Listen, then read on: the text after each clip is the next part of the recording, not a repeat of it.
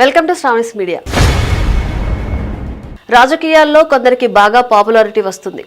అతి తక్కువ కాలంలోనే మంత్రి స్థాయికి ఎదిగిన వారు ఉన్నారు. అలాంటి వారిలో మహిళలే ఎక్కువ. తెలుగు రాష్ట్రాల్లో మరీ ముఖ్యంగా ఆంధ్రప్రదేశ్ రాజకీయాల్లో కొందరు మహిళలు తక్కువ సమయంలోనే అత్యున్నత స్థాయికి ఎదిగారు. వైసీపీలో ఆర్కే రోజా, తెలుగుదేశం పార్టీలో వంగలపూడి అనిత గెలిచింది 2 సార్లే. అయినా సరే వెంటనే మంత్రి పదవులు వచ్చాయి. వీటితో పాటు గ్లామర్ కూడా తోడవటం, మాట తీరు, రాజకీయ విమర్శలు, ఇలా ఎన్నో అంశాలు ఇద్దరిని ఫేమస్ చేసేశాయి. ఇద్దరికీ ఇప్పుడు రాష్ట్ర స్థాయిలో గుర్తింపు వచ్చేసింది. 2014 ఎన్నికల్లో తొలిసారి పోటీ చేసిన వంగలపూడి అనిత ఎమ్మెల్యేగా గెలిచారు. తన మాట తీరుతో ఆకట్టుకున్న అనితకు పాలక మండలి సభ్యురాలిగా అవకాశం కూడా ఇచ్చారు. అయితే గతంలో చేసిన వ్యాఖ్యల కారణంగా ఆ పదవి పోయింది. ఆ తర్వాత తెలుగు మహిళా రాష్ట్ర అధ్యక్షురాలి బాధ్యతలు చేపట్టారు.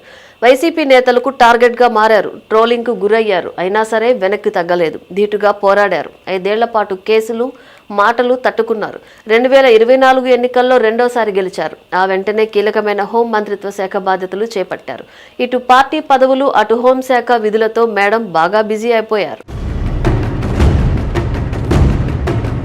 హోంమంత్రిగా బాధ్యతలు చేపట్టిన తర్వాత అనిత తీరుపైన విమర్శలు, ఆరోపణలు వెల్లువెత్తాయి. చివరికి తన వ్యక్తిగత పిఏ జగదీష్ ను తప్పిస్తున్నట్లు ఆమె స్వయంగా బహిరంగ వేదికపైనే ప్రకటించారు. ఆ తర్వాత హోంశాఖ పనితీరుపై ఏకంగా డిప్యూటీ సీఎం పవన్ కళ్యాణ్ కూడా విమర్శలు చేశారు. తానే హోంమంత్రి అయితే అనే మాట పవన్ అనేశారు కూడా. ఇందుకు ప్రధాన కారణం ఆ శాఖ పనితీరుపైన మేడం అనిత వ్యవహరిస్తున్న తీరును ఉదాహరణగా చూపిస్తున్నారు. హోంమంత్రిగా వ్యవహరిస్తున్నప్పటికీ కొన్ని కీలక కేసుల విషయంలో మేడం అనిత వ్యవహరిస్తున్న తీరు ఇప్పుడు విమర్శలకు దారితీస్తోంది. ఏపీలో నెల రోజులు పైగా సాయికృష్ణ లాకప్ డెత్ వ్యవహారం పెద్ద దుమారం రేపుతోంది. ముందు కులం రంగు పులిమారి, ఆ తర్వాత దీనిని ప్రభుత్వ తప్పుగా, ప్రభుత్వ హత్యగా చూపించే ప్రయత్నం చేశారు. చివరికి సీఐ అరెస్ట్ తర్వాత కూడా అసలు సూత్రధారులు ఎవరంటూ ఆరోపణలు చేస్తున్నారు. ఇంత జరుగుతున్నా కూడా హోంమంత్రి అనిత ఈ వ్యవహారంపై కనీసం స్పందించలేదు. ఒక్కసారి మాత్రమే, అది కూడా ఓ 10 సెకన్ల పాటు అనుకుంటా, చట్టం తన పని తాను చేసుకుంటూ పోతుంది అనే స్టైల్లో ఓ కామెంట్ చేశారు.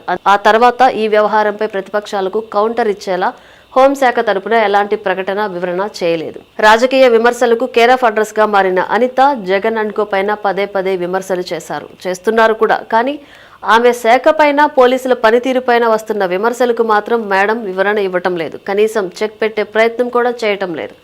యూట్యూబర్ ప్రశ్న రావణ్ను పోలీసులు వరుసగా అరెస్టు చేస్తున్నారు తప్ప వెంటనే బెయిల్ కూడా వచ్చేసింది. ఈ విషయంపై పవన్ సీరియస్ కావడంతో చివరికి ఆయన చేసిన వీడియోల ఆధారంగా దేశద్రోహం కేసు నమోదు చేయాల్సి వచ్చింది. పవన్ రంగంలోకి దిగకపోతే రావణ్ను చిన్న కేసులతో సరిపెట్టేవారేమో అనే విమర్శలు వినిపిస్తున్నాయి.